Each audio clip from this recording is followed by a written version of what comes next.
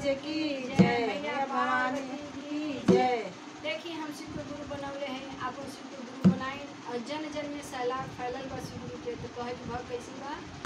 जन जन में फैलल बा खबरिया शिव के गुरु बनाल भैया हो गुरु बनाल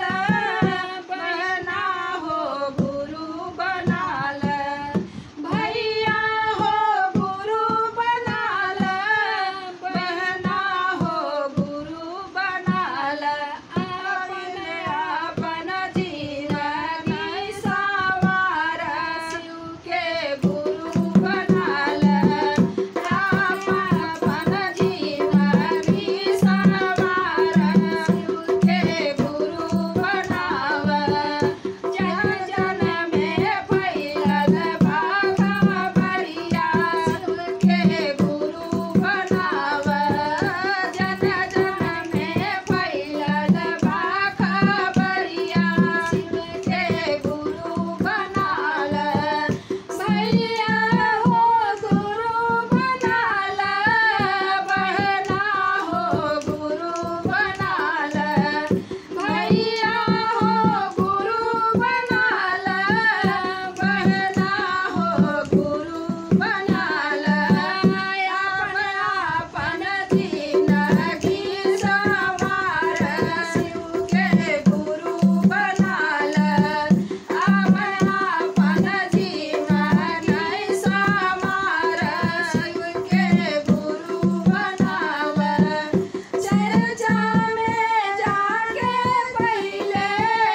नमवा के घोषणा कराल चर्चा में जाके पहले नमवा के घोषणा कराल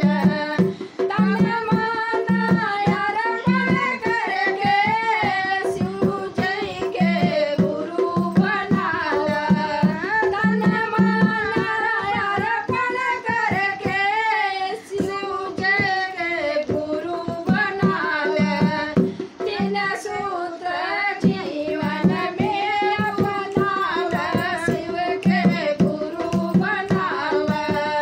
तीन सूत्र जीवन में अपनाल शिव के गुरु बनाल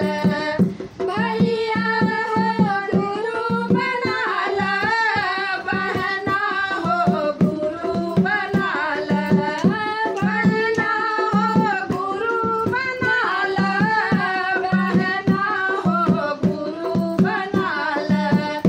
अपन अपन जिंदगी सवार शिव के गुरु बनाल अपन अपन जीवन सवार शिव के गुरु बनाल त्रेता में राम जी आए मरिया में पुरुषोत्तम है